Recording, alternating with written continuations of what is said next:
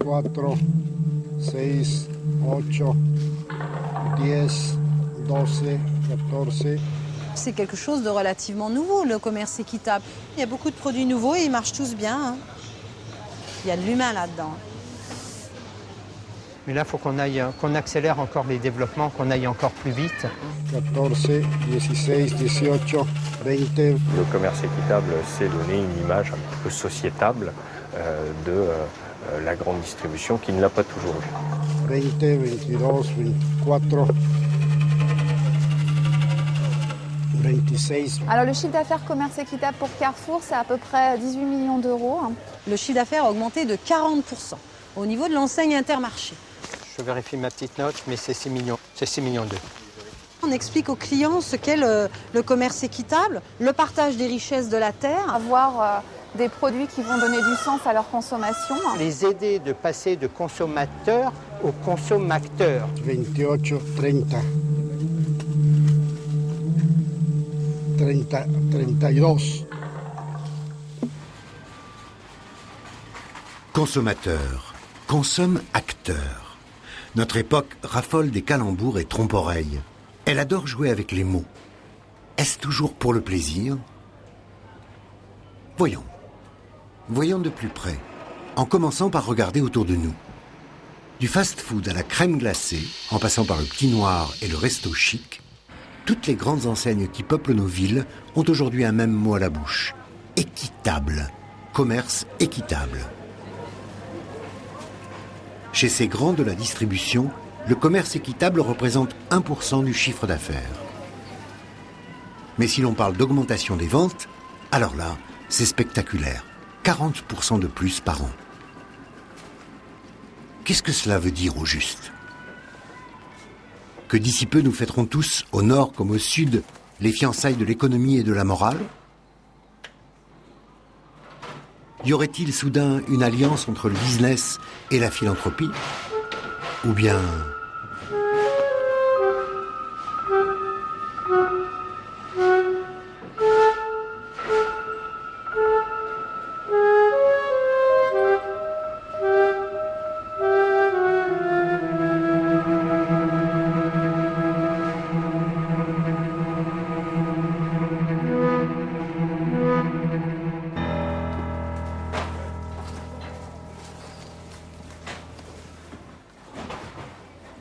un peu d'histoire. Remonter dans la chronologie des choses ne fait jamais de mal. Apparu dans les années 1980, le commerce équitable est longtemps resté confiné aux boutiques associatives ou aux ventes caritatives. L'acte d'achat est militant. Il exprime une solidarité entre consommateurs du Nord et petits producteurs du Sud. On trouve ici des objets d'artisanat venus des Andes, du Mékong ou d'Afrique. Et un peu de produits alimentaires, un peu de chocolat, du café, de la confiture. Pas encore de quoi faire les courses pour le repas du soir. 1998. Des associations de la mouvance altermondialiste lancent une campagne. Des milliers de cartes postales sont adressées aux patrons de la grande distribution. L'idée, forcer les portes des temples de la consommation moderne. L'argument, les grandes surfaces ont tout intérêt à vendre les produits équitables. Et bientôt, les marques pionnières vont sortir de leur ghetto. Avec Alterico, j'ai démarré en ouvrant une boutique qui n'a pas marché. J'ai ouvert une deuxième boutique, elle n'a pas marché en centre-ville. J'ai ouvert un site internet, il n'a pas marché. Donc je suis allé en grande distribution parce que c'est là qu'on peut réussir en commerce équitable, en termes de volume, pour les producteurs. Quand je disais ça n'a pas marché, c'est que les retombées quand j'avais un magasin étaient quasiment nulles pour les groupes de producteurs avec lesquels je travaillais. Et eux-mêmes, ils me disaient, t'es bien gentil, mais tu vas pas nous aider beaucoup avec ton magasin. Donc j'ai fait ce choix d'aller vendre les produits en grande distribution. Et je le revendique parce que c'est vrai qu'on a atteint des volumes de vente très significatifs et qu'on a amélioré notre fonctionnement et qu'aujourd'hui, on paye significativement plus les producteurs. Les premiers à répondre favorablement seront les premiers servis. Ils s'appellent Monoprix et Auchan. D'autres enseignes, Leclerc, Carrefour, Intermarché, vont suivre. L'équitable prend racine dans les travées de nos grandes surfaces, pas seulement en tête de gondole, mais dans des rayons à part entière. À la vague bio qui certifie la qualité du produit, s'ajoute dorénavant la vague équitable qui garantit la qualité du commerce. Consommateurs consomment acteurs. Sur l'un comme sur l'autre, les vagues se succèdent, tandis que les produits se diversifient et que s'affine la stratégie marketing. C'est un commerce qui évolue bien. On le voit d'abord, ne serait-ce qu'au niveau de notre assortiment, au niveau du nombre de références. En 2006, on avait à peu près 104, 106 références à notre assortiment. En 2007, on en est à 144. Donc on voit bien déjà qu'il y a une grosse évolution. Quand on regarde certaines familles de produits, par exemple la banane équitable, on voit qu'elle a progressé de 40%. Cette année, enfin entre 2006 et 2007, alors que sur le secteur, on est plutôt sur des chiffres inférieurs à 10. Donc on voit bien que c'est vraiment des produits qui ont une belle évolution. Le cerveau de cette offensive a un nom, Max Havelaar, peu à peu devenu le meilleur synonyme de commerce équitable. Même s'il existe quelques autres signatures comme Rainforest ou l'Association européenne de commerce équitable, c'est ce logo qui fait autorité. Max Havelaar donne son label sur l'origine des fèves de cacao, par exemple pour ce chocolat, et sur les pays de production. Donc c'est une garantie. De toute façon, pour que le produit puisse avoir l'appellation commerce équitable, il faut qu'il ait ce label. Max Havelaar. Mais qui est donc ce Max? Quelle est son histoire? Que défend-il au juste? Assez vite, on apprend que Max Havelaar n'existe pas. C'est le héros d'un roman hollandais du 19e siècle dénonçant l'inégalité des échanges avec les colonies. Max Havelaar est une association. Son fondateur, en 1988, Frans van der Hoff, un prêtre ouvrier qui prône la solidarité entre consommateurs des pays riches et petits producteurs du Sud. Max Havelaar ne produit rien, n'achète rien, ne vend rien. Max Havelaar, Fair Trade en anglais, organise et fournit 21 pays du Nord.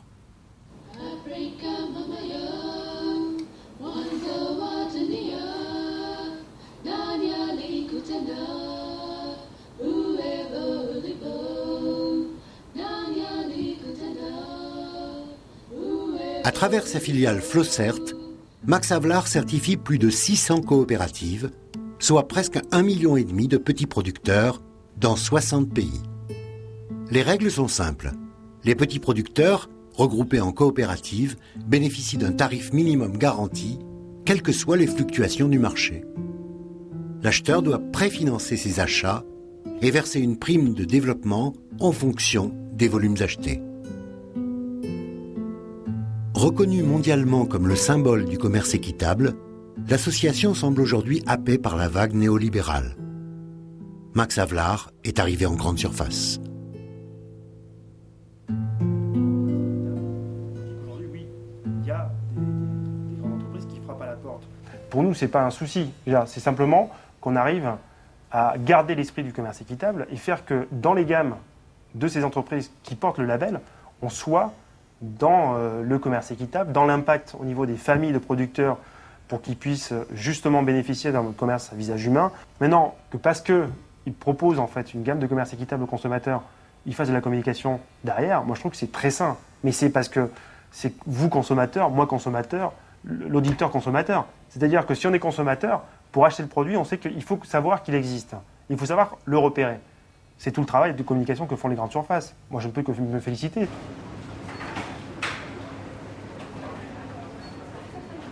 Le lobbying a payé, si l'on peut dire. Toutes les grandes enseignes s'y sont mises, et avec fierté d'ailleurs, et un enthousiasme communicatif, puisque les consommateurs ont suivi. Simple donc, ils payent ici un peu plus cher, mais le petit producteur de là-bas gagne un peu plus. Question, quelle est la contribution financière du grand distributeur ? On ne fait pas d'efforts particuliers, on est sur les mêmes niveaux de marge que ce qu'on fait sur nos autres produits qu'on peut vendre. Nous ne perdons pas d'argent en soi. En termes de marge... Nos marges sont conservées. Donc, au final, vous perdez de l'argent ou pas? Non, au final, on ne perd pas du tout d'argent, puisque je vous le dis, si je prends un exemple, je vais prendre une tablette de chocolat ou n'importe lequel de ces produits qui va se trouver, par exemple, 10% plus cher que l'équivalent, son équivalent en non-commerce équitable, en fait, on va abaisser notre pourcentage de marge, mais en centimes d'euros, si j'ai 20 centimes sur ce pot-là, j'ai aussi 20 centimes sur un autre pot équivalent qui ne serait pas issu du commerce équitable. Un peu compliqué, non? Tout à fait. Bon, voyons. Un chocolat normal coûte, mettons, 1,50 €. La grande surface prélève 20% de marge, ça fait 30 centimes. La plaque équitable, elle, coûte plus cher. Bon, ça on le savait. Mettons 2 €. Magnanime, la grande surface ne prélève que 15% de marge. Bien, 15% de 2 €, ça fait toujours 30 centimes. Kiff kiff. Malins les distributeurs. Le commerce équitable leur coûte rien. Voyons ce qu'ils nous disent sur les emballages. On lit par exemple « Produits issus du commerce équitable, 98% du poids total ». Réfléchissons. Mais ça ne veut pas dire le commerce de ces produits est à 98% équitable. Bien sûr que non. Le commerce ne se mesure pas en kilos. Et d'ailleurs, comment mesurer l'équitable ?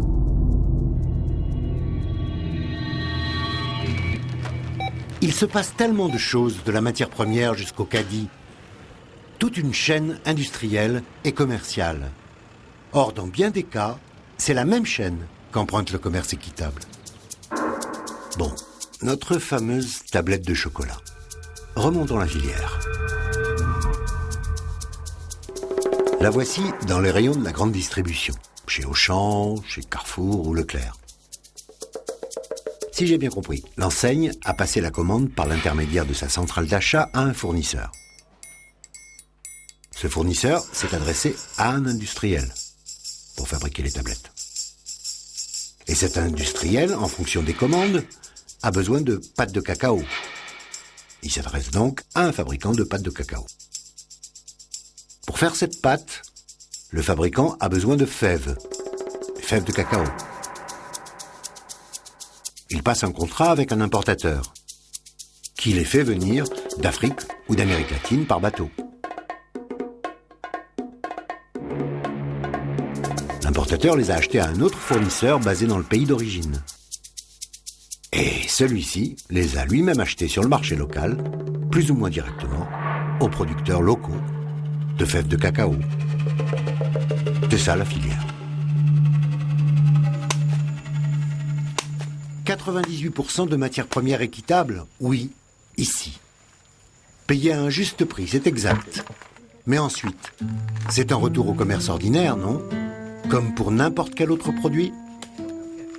Un point important, c'est bien que le label garantit que le produit est commerce équitable. Il ne garantit pas que l'entreprise derrière le label a les meilleures pratiques du monde.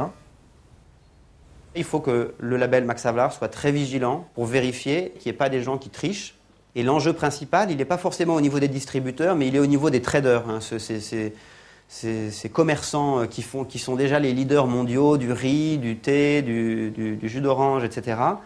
Ils ont des pratiques qui sont par nature opposées au commerce équitable, ou en tout cas différentes. Ils achètent sur des bateaux, dans des bourses d'achat, etc. Donc d'un coup, leurs clients leur demandent des produits équitables et des produits bio. Donc ils demandent qui a du bio, qui a de l'équitable, ils l'achètent. Il se peut parfois qu'ils trichent sans même s'en rendre compte. Ils achètent du MH, Max Havelaar, sans même savoir ce que ça signifie. Le commerce équitable est-il en voie de devenir un commerce comme les autres ? Peut-être. D'ailleurs, voici que les grandes enseignes créent leur propre gamme. Alors ça, par exemple, c'est un chocolat à marque distributeur, c'est-à-dire notre marque, nous, Mousquetaires. Vous voyez, c'est important parce qu'il a le label Max Havelaar, mais il a aussi le label Sélection Mousquetaire. Donc c'est un gage de garantie pour le client. Donc en avril, on a vendu 58 tablettes et au mois de mai, on a vendu 260 tablettes de ce chocolat. Donc c'est très très important comme développement. C'est surtout une volonté de mettre en concurrence ces produits pour permettre aujourd'hui une consommation dite de masse.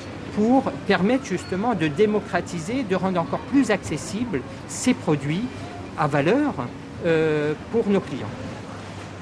En jargon marketing, démocratiser veut dire vendre à un plus grand nombre. Et pour vendre à un plus grand nombre, il faut vendre moins cher. Cette loi n'a jamais été plus vraie qu'aujourd'hui.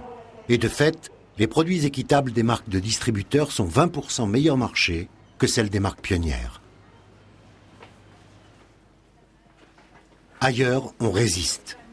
Créé en 1970 dans la mouvance de l'abbé Pierre, Artisans du Monde diffuse ses produits dans un réseau de 160 magasins. Ici, les grandes surfaces, pas question. On voit aujourd'hui que les acteurs de la grande distribution ont en fin de compte le même type de comportement avec leurs fournisseurs du commerce équitable qu'avec l'ensemble de leurs autres fournisseurs. C'est-à-dire qu'ils font des pressions pour que les prix baissent. Ils leur disent « vos prix sont trop élevés, les prix du commerce équitable doivent s'aligner sur l'ensemble des prix des autres produits équivalents. Et si vous ne le faites pas, nous créerons notre propre marque distributeur. » Et on voit bien les effets pervers de ce type de comportement, puisque en faisant pression sur les fournisseurs du commerce équitable, vous les mettez en difficulté et in fine, vous risquez de remettre en cause ce que sont les fondements du commerce équitable, notamment la rémunération des producteurs. Une histoire de chocolat. Sur un rayon de grande surface, 2 tablettes. L'une porte la marque d'un grand distributeur. 74% Équateur, certifié Max Havelaar, prix 1,45 €. L'autre tablette est signée d'une marque pionnière de l'équitable. Même caractéristique que pour la première tablette. Même chocolat. Même certification. Mais son prix diffère. 1,85 €. 20% de plus. Et d'ailleurs, ce deuxième chocolat va disparaître. Voilà. Tout remonte au début de l'année 2006. Escale Équitable est une sous-marque de Lobodis, un pionnier de l'équitable, mais dans le café, depuis 20 ans. Et qui a bâti, au fil des ans, pour son café, une chaîne de fabrication artisanale hors des grands circuits agroalimentaires. Nous étions un intervenant reconnu, et surtout reconnu des associations qui étaient des porteuses du message équitable. On a été les voir et on leur a dit, mais au départ, on n'avait que du café. Mais tiens, pourquoi pas du chocolat aussi? Du sucre, du riz, du thé, en particulier du chocolat. Comme on connaît aussi nos rayons et on a souvent un petit peu une vision de ce qui peut être fait et des développements à venir, on a aussi accompagné et poussé aussi nos partenaires fournisseurs. Donc à l'époque, effectivement, il y avait un creux, il n'y avait pas d'offre. La distribution ne s'était pas intéressée par le biais de la marque de distributeur au chocolat, donc nous avons créé des tablettes de chocolat répondant aux critères du commerce équitable. On trouvait que ça correspondait vraiment aux valeurs du magasin, d'avoir un partenariat comme ça avec des fournisseurs et de pouvoir les aider, de tout petits fournisseurs, à valoriser leurs produits. Voyant que c'était une activité que je démarrais, j'avais conscience évidemment de ne pas pouvoir d'emblée créer l'outil industriel, donc je me suis retourné vers des gens dont c'était la spécialité afin de mettre au point des tablettes de chocolat. Vernatrasaor, un groupe franco-espagnol bien établi dans la fabrication du chocolat industriel.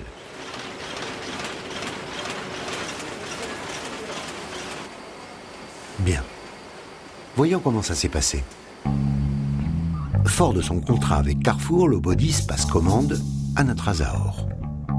Natrasaor est donc maintenant fournisseur de Lobodis, lui-même fournisseur de Carrefour. Entre chaque acteur commercial, on fixe par contrat les prix, les volumes, les délais de livraison, tout est calé. Ce que nous n'avions pas, nous, anticipé, c'est que la grande distribution se mettrait donc à l'équitable aussi rapidement sous les marques de distributeurs. Eh oui, 6 mois après le lancement du chocolat Escale Équitable, voilà que Carrefour lance le même chocolat sous sa propre marque, en signant directement avec Natrasaor. Notre objectif, c'est pas de venir concurrencer les produits des grands leaders du commerce équitable tels que Alter Eco, Lobodis ou d'autres, mais c'est de proposer une alternative à nos clients. Nous avons été un peu surpris et comme les possibilités de faire ces tablettes de chocolat ne sont pas légion, ne sont pas nombreuses. Nous sommes retrouvés avec des distributeurs qui avaient choisi les mêmes intervenants pour faire les tablettes et les mêmes producteurs. Bon, Natrasaor maintenant est fournisseur direct de Carrefour. Mais au fait, avec quel volume? Quelle date de livraison? Quel prix? On ne communique pas. Je ne peux pas répondre à cette question. C'est pas que je veux, et c'est pas que je veux pas la réponse, je ne connais pas la réponse. C'est-à-dire que la manière dont nos clients gèrent leurs produits est quelque chose qu'on ne maîtrise absolument pas. Sur un produit à marque distributeur, on a des volumes qui sont importants, donc il va y avoir un effet volume qui nous permet en effet d'avoir des prix plus attractifs. En faisant pression sur les fournisseurs, équitable ou non. C'est la règle dans la grande distribution. Voilà un bel exemple de marge arrière. Les grandes surfaces obligent leurs fournisseurs à des tas de concessions financières. Des lots gratuits, des mises en rayon gratuites, des reprises d'invendus gratuites, et ainsi de suite.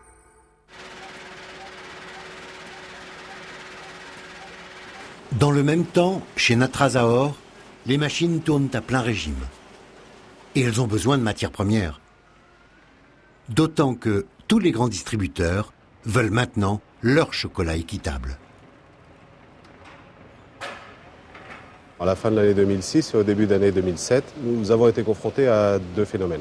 Une très forte augmentation de la demande en Europe, et pas seulement en Europe, également en Amérique du Nord, et en même temps une non-adaptation de l'offre en produits équitables. Et du coup, Escale Équitable et Lobodis avaient souvent des problèmes d'approvisionnement avec ce fournisseur. À nos dépens, évidemment, puisque entre un distributeur et une petite société comme la nôtre, le fabricant a vite choisi le distributeur plutôt que la société Lobodis. Mais sans doute que Zahor s'est dit la garantie que peut apporter Carrefour en matière de continuité dans la durée lui a paru sans doute, j'imagine, plus intéressante que Lobodis. Résumons-nous. Lobodis commande par exemple 1000 plaques. On met en route la production. 6 mois plus tard, Carrefour en commande 10 000. Or, il y a seulement de quoi en faire 8 000. Natrasaor livre les 8 000 à Carrefour. Lobodis ne peut donc pas honorer son contrat avec Carrefour. Et Carrefour réclame des pénalités à Lobodis. Natrasaor va en régler une partie, n'empêche, Lobodis doit se retirer. D'autres fournisseurs traditionnels de produits équitables ont subi des pressions du même genre. Voilà, donc pour ce jus d'orange, il y a eu une hausse très forte du prix du jus d'orange l'an dernier sur le marché mondial. Et chez un distributeur, on nous a demandé si on ne pouvait pas renégocier avec la coopérative pour ne pas avoir à payer le prix au-dessus du prix minimum. Sous-entendu, on est payé déjà suffisamment assez bien en général pour ne pas avoir à payer le prix du marché. Donc on nous demandait de faire une entrave aux règles du commerce équitable. Donc bien sûr, c'est quelque chose qu'on a expliqué que ce n'était pas possible et qu'il ne fallait pas rentrer dans cette démarche. Impertinence coupable et punie. Pendant plusieurs mois, le magasin retire de la vente le jus de fruits Rebelle. Mais qu'en est-il des petits producteurs là-bas, dans le sud ? Ceux que l'on veut tant aider.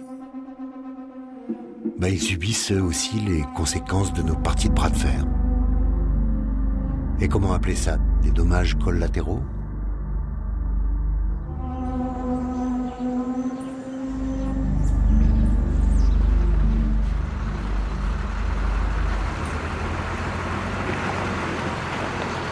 Retournons à nos deux chocolats équatoriens.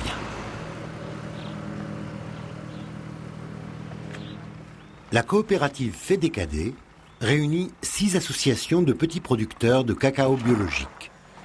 C'est la première coopérative de cacao équatorienne à avoir été certifiée par Flocert Max Havelaar. C'était en 2005, précisément au moment où en France, rappelons-nous, Lobodis, sollicité par Carrefour, lançait sa tablette 74% Équateur.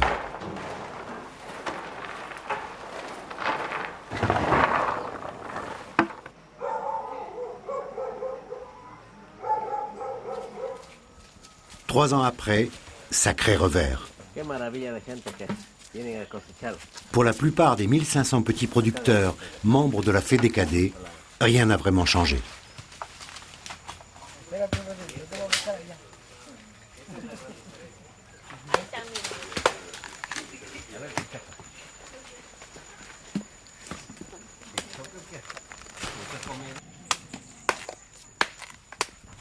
Vous savez ce que c'est que le commerce équitable? Non, je ne connais pas grand-chose à tout ça. Faut voir ça avec Don Pépé. Il est là-bas, il pourra peut-être vous dire. Le commerce équitable, je ne sais pas si j'ai bien compris ou si je me trompe. Mais ici, on vend à un intermédiaire et après ça, tout fout le camp. Et alors pour nous, il ne reste que des miettes, pour nous les pauvres qui travaillent. Nous maintenant, on est là, à voir si on va pouvoir faire une petite récolte. Cette année, on a pris un sacré coup parce que le cacao est en retard. Il n'y a rien. On va essayer de récupérer 3 ou 4 sous, mais il n'y a plus rien à récolter. Il n'y a plus d'argent à tirer d'ici.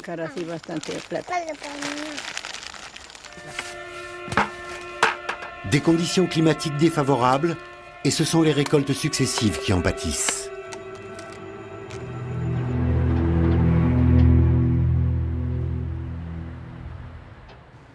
La pire période fut 2005-2006. La FEDECADE, nouvellement certifiée équitable, venait de s'engager avec un acheteur suisse, Pronatec, pour une livraison de 50 tonnes de fèves de cacao. Un acheteur donc, qui se procure des fèves auprès de coopératives en Amérique latine et les expédie en Europe.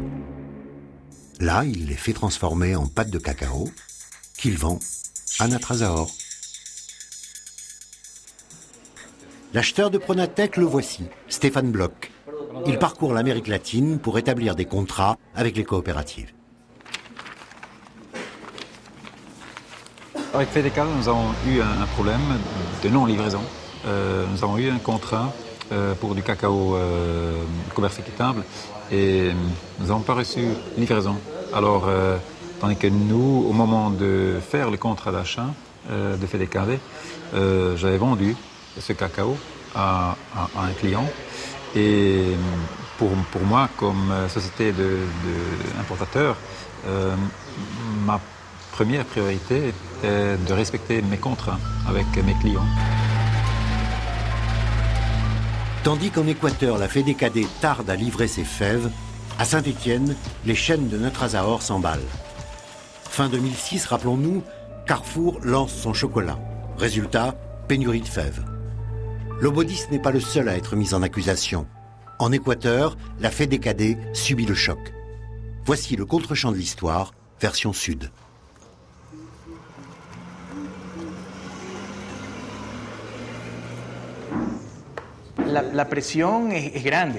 Il y a une forte pression. Nous l'avons nous-mêmes vécu quand nous avons eu ce problème, ce différend avec Pronatec. Il y a un risque. Le grand risque, c'est de ne pas pouvoir honorer le contrat. Trop de pluie, une sécheresse prolongée, et puis voilà, on ne peut pas livrer dans les délais. En ce qui concerne la négociation que nous avons eue avec Pronatec, il était établi qu'il n'y avait pas de date de livraison précise. Et là-dessus, Stéphane Bloch nous avait répondu qu'il n'y avait pas de problème et qu'il acceptait cette proposition. Il n'a jamais été dit dans le contrat qu'il y aurait un prix déterminé, ni une date de livraison déterminée. Donc, il y a eu une confusion. Et c'est à partir de là que l'intégrité même du commerce a été pour le moins remise en cause.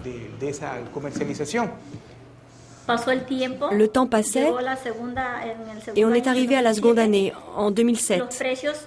Et les prix avaient alors considérablement augmenté par rapport au prix initial. Alors on s'est téléphoné avec Stéphane Bloch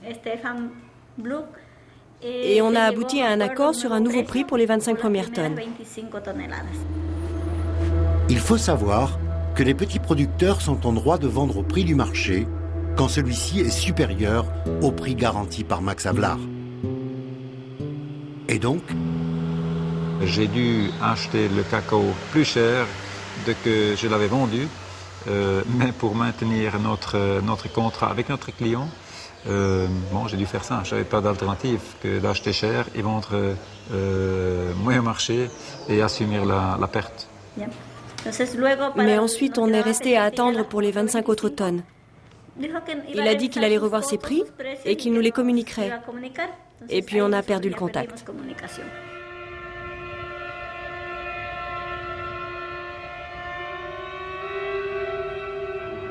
Le commerce équitable, pour moi, ça ne veut pas dire qu'on fait des cadeaux l'un à l'autre. Nous sommes une société qui voulons gagner de l'argent. Nous avons des salaires à payer, nous avons des obligations. Nous voulons faire des affaires qui bénéficient à nous et aux producteurs. À condition que ces producteurs soient à la hauteur. Stéphane Bloch ne travaille plus avec la Fédécadé.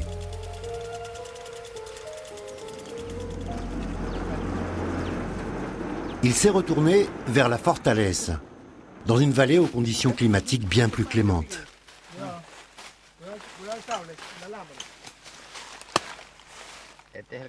Après tout, la prise de risque a ses limites et Pronatec a besoin de fournisseurs qui sachent s'adapter à la demande. Qui plus est, la Fortaleza vient d'obtenir son label Max Havelaar après versement des 3 500 € à Flowcert, coût annuel de la certification. La coopérative peut donc recevoir la prime de 235 € par tonne de fèves vendues, ce qui permet de moderniser l'exploitation et d'envisager des projets sociaux.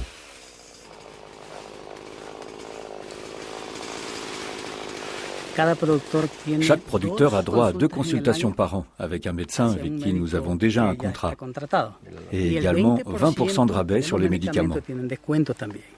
Ce que nous voulons également lancer au cours des prochaines années, c'est un lieu éducatif pour les producteurs, pour qu'à la campagne, ils puissent avoir des écoles. Parce que nous sommes dans un monde globalisé où la connaissance devient plus accessible. Un monde où nous ne serons plus de simples producteurs, car nous entrons dans une nouvelle ère. Il faut que l'on apprenne à diriger une ferme, pas seulement pour y vivre, mais aussi pour en faire un commerce. Autre résultat, en se modernisant, la Fortaleza a triplé en 2 ans ses rendements à l'hectare. Et c'est ainsi qu'elle est à la hauteur.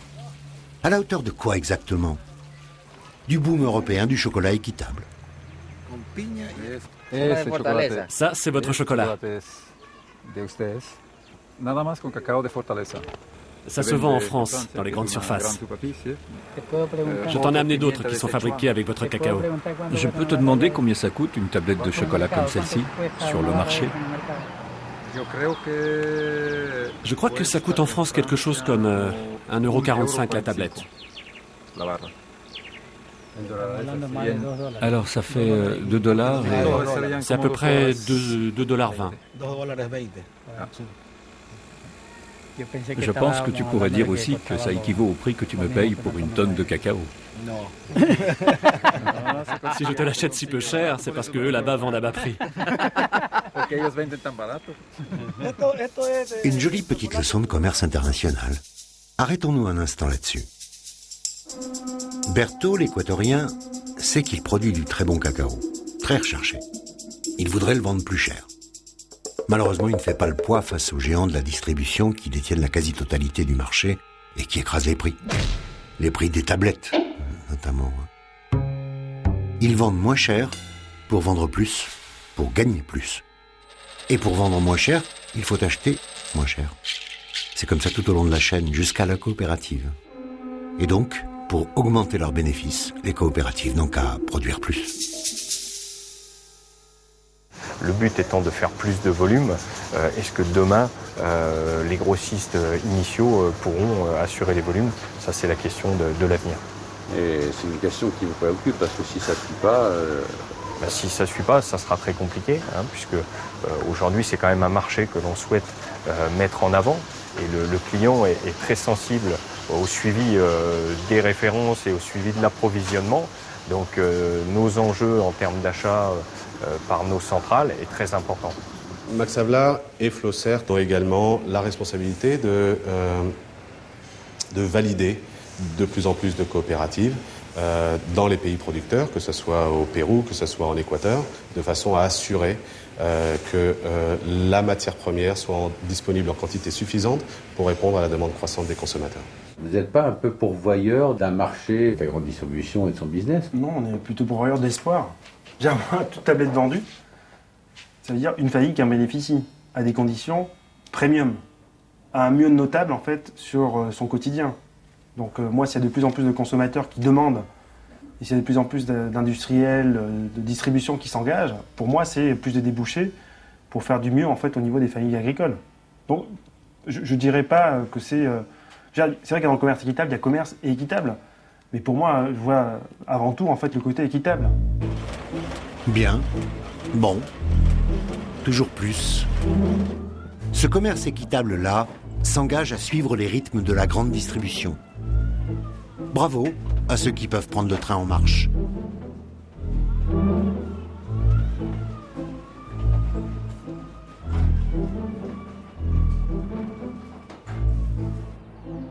Mais là-bas, en Équateur, qu'apporte-t-il le commerce équitable?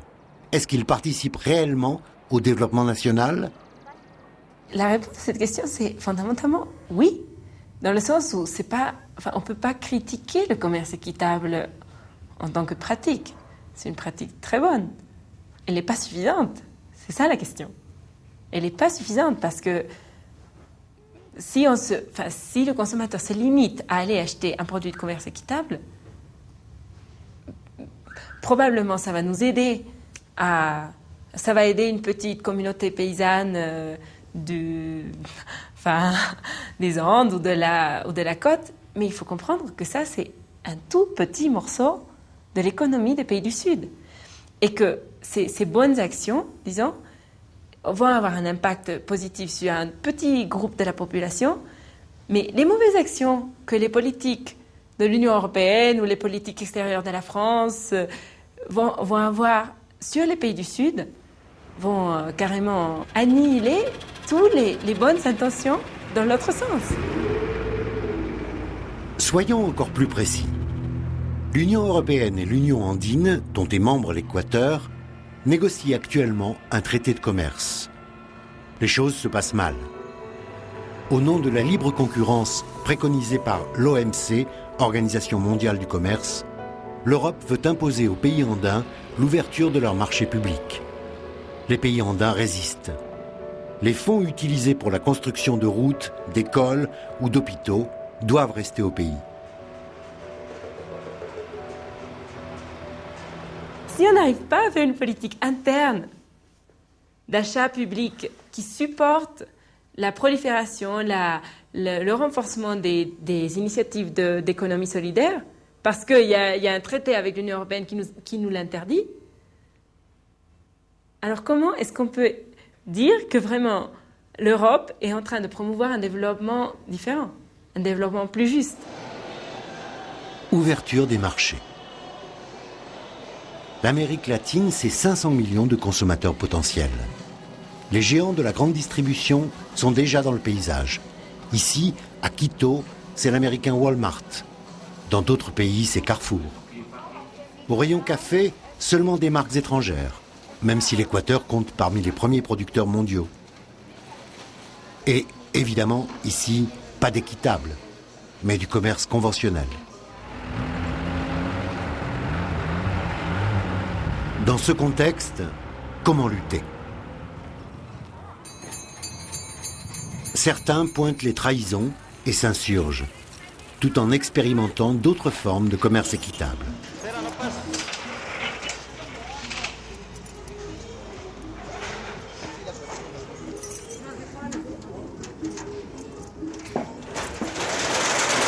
Gonzalo Marchan exporte vers l'Europe la production de petites coopératives équatoriennes. Il y a quelques années, il a décliné une offre de collaboration commerciale avec Carrefour.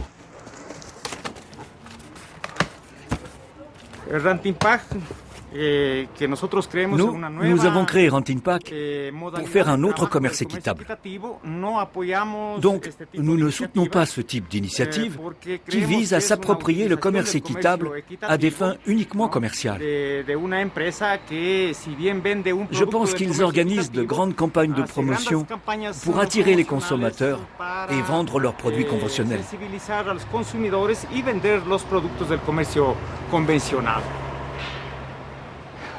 Un conteneur va partir pour l'Europe. Du riz, du quinoa, du sucre, de la confiture, bientôt commercialisé en France, Italie et Allemagne, au travers de réseaux associatifs. Nous sommes totalement différents du logo Flowcert. Nous n'avons pas besoin de ces organismes qui viennent de l'étranger avec un label pour nous dire ce que nous devons faire. Alors qu'ici, dans notre pays, il y a une culture. Nous avons nos cultures et chacun a sa propre vie, sa propre façon de travailler, qui respecte la santé, qui respecte l'environnement, qui respecte la vie humaine. Non, on n'a besoin de personne pour nous dire ce que l'on doit faire. Respect, martèle Gonzalo. De coopérative en coopérative. Aujourd'hui, la Biofasca. Sa philosophie, la dignité dans l'échange. Ici, la priorité, c'est la personne en tant que telle. Ce n'est pas l'argent. C'est d'abord la personne et ensuite le produit. Nous ne voulons pas que ce soit seulement les producteurs ou seulement les exportateurs ou les importateurs qui soient les bénéficiaires, mais tout le monde. Alors pour cela, qu'est-ce que nous faisons ? On s'épaule d'une manière équitable et solidaire à travers toute la chaîne de production. Nous ne sommes pas en compétition les uns avec les autres, non. Nous collaborons. Et donc, que faisons-nous ? Nous faisons en sorte que chacun d'entre nous, dans notre pays, nous soyons les principaux bénéficiaires de cette activité de production et de commercialisation. Il faut le plus possible transformer sur place. À la Biofasca, on fabrique la pâte de cacao, bénéfice net pour la coopérative. De fait, à l'exportation, le kilo de pâte de cacao se vend 35% plus cher que le kilo de fèves.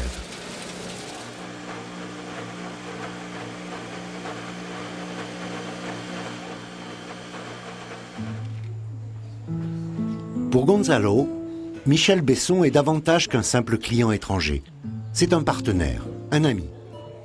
Michel Besson dirige Andine, une coopérative française de produits équitables. Rayon chocolat, Michel Besson achète ici la pâte de cacao et la fait transformer en France, dans une usine artisanale. On est loin de la grande distribution et côté prix aussi, bien sûr. La tablette est 40% plus chère. Pour distribuer nos produits, les produits de nos filières, on essaie autre chose, c'est-à-dire avec les collectivités territoriales, avec les syndicats, les comités d'entreprise, les consommateurs directement, les marchés, les fêtes, etc., etc. Et on y arrive.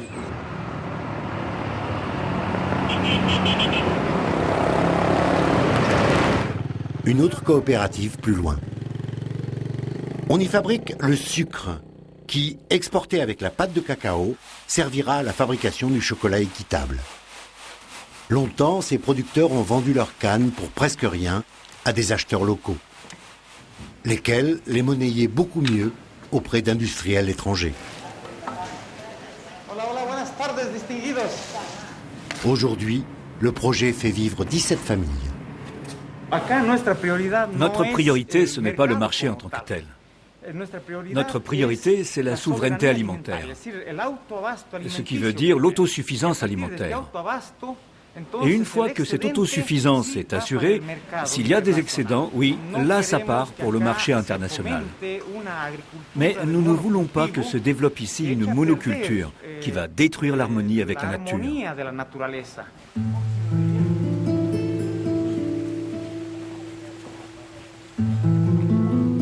Il faut parvenir à renverser le raisonnement. Ne pas dépendre des marchés extérieurs et faire passer la qualité de vie avant le négoce.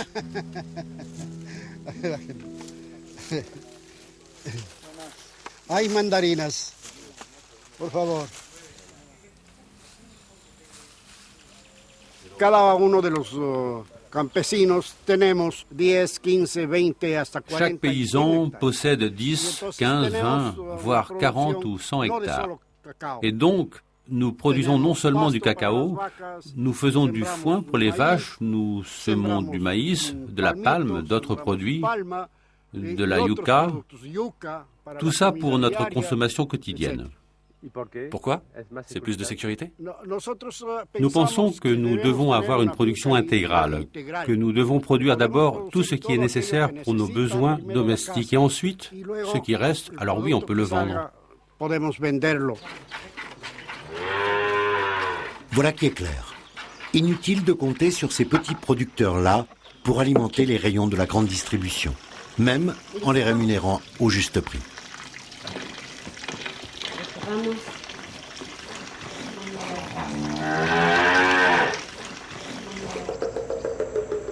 Quelques vallées plus loin, nous sommes dans la région de Cayambe et dans une autre dimension de l'équitable. Mieux que cela, nous voici en pleine dérive. Troisième producteur mondial, l'Équateur exporte des millions de fleurs. De ces fleurs équitables, la Colombie ou le Kenya en produisent également. Un tel marché, un tel supermarché, ne pouvait qu'intéresser Max Havelaar. Alors, les roses. Est-ce qu'on a des roses du Kenya? Ah oui, si, tiens, voilà, elles sont là. Vous voyez? Et c'est pas paradoxal d'importer des roses d'aussi loin, alors qu'il y a des producteurs de roses en France? Oui, alors là, la différence, ce sont des roses issues du commerce équitable. Donc, on est dans le principe du commerce équitable. Il y a une prime minimum qui est reversée en fait à ces petits producteurs pour leur permettre de se développer, de vivre décemment et de développer aussi justement une activité autour de leur production. Donc, c'est le principe du commerce équitable. C'est différent des autres roses qu'on peut avoir. Mais si je vous dis qu'il faut y être allé, pas au Kenya, mais en Équateur, je sais que c'est pareil pour le Kenya, ce ne sont pas des petits producteurs qui sont labellisés. Ce sont des gros producteurs. C'est possible. Peut-on vraiment en rire? Hoja Verde est un gros producteur, dans l'équitable depuis 2002. Ce secteur représente 25% de sa production, qu'il exporte vers les États-Unis ou vers l'Europe, et jusqu'en Russie.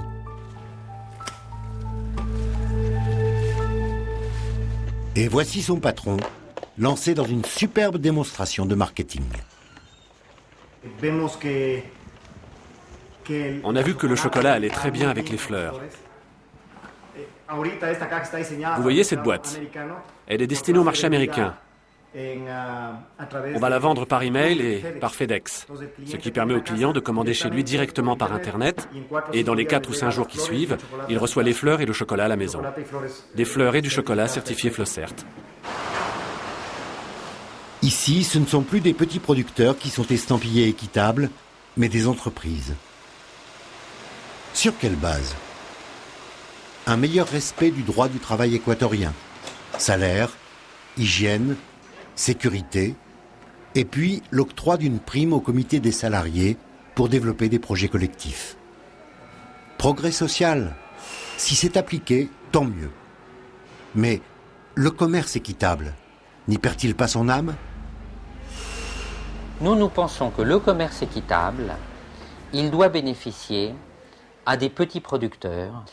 Et dans le contexte de beaucoup de pays où ces petits producteurs sont dans une lutte historique avec la grande production, avec des grandes entreprises, que ce soit l'oligarchie traditionnelle ou que ce soit des multinationales qui investissent dans l'agriculture, nous pensons que le commerce équitable doit jouer un rôle pour renforcer la capacité de développement des petits producteurs et de leurs organisations. Mais au fait, des petits producteurs, il n'y en a pas que dans les pays du Sud. Il en existe chez nous, au Nord. Beaucoup sont écrasés par la grande distribution et sont de plus exclus du système Max Havelaar. Quant à la fleur équatorienne, payée 1 ou 2 euros dans nos rayons, elle ne vaut que quelques centimes avant son expédition. Ce que nous payons donc, c'est surtout son transport aérien et son conditionnement. Et tant pis pour l'environnement. Et on nous parle de développement durable. Au fait, s'agit-il de commerce équitable ou de commerce de l'équitable? Il y a de quoi se poser la question. Et peut-on compter sur la grande distribution pour développer un commerce vraiment juste? Alors, pour en revenir à nos tablettes de chocolat, et à nous, les consommateurs, laquelle devrions-nous choisir? Celle des géants qui écrasent les prix et les petits producteurs, mais qui démocratisent l'équitable? Celle des pionniers, qui pour agrandir leur cercle, doivent accepter les lois de la grande distribution? Ou celle des rebelles, qui prennent le pari d'un monde meilleur, mais terriblement exclusif? Laquelle choisir?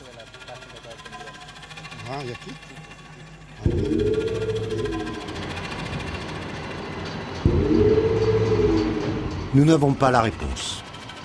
Mais le besoin de rappeler que sur les 3 milliards de petits paysans dans le monde, 100 000 meurent de faim chaque jour, victimes des mécanismes actuels du commerce des denrées alimentaires.